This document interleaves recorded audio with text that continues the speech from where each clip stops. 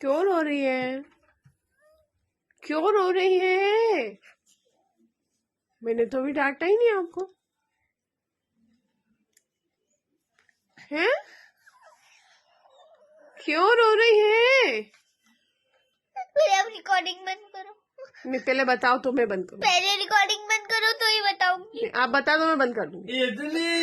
Mummy मुझे है ना पापा की बहुत याद आती है।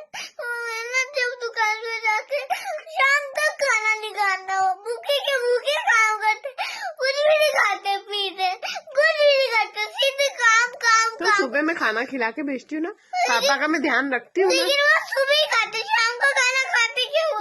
आप आगे होके बताओ बताओ। तो रात को आके खाते ना बेटा। रात को खाते ना, लेकिन शाम को तो उनका पेट खाली रहता है ना, मुझे उनकी चिंता होती है ना पापा की।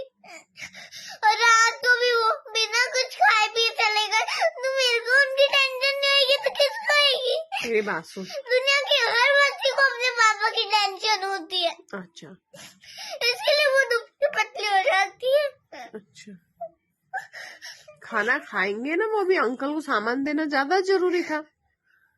लेकिन भूखे भूखे तो बेटा अगर अभी वो खाना खाने बैठते और उनके ग्राहक निकल जाएगा तो उनका घर कहाँ चला जाएगा बोला? वो नरेश अंकल आते ना, उनका ग्राहक बैठा उनके दुकान पे, उनको देना तो पड़ेगा ना उनका सामान।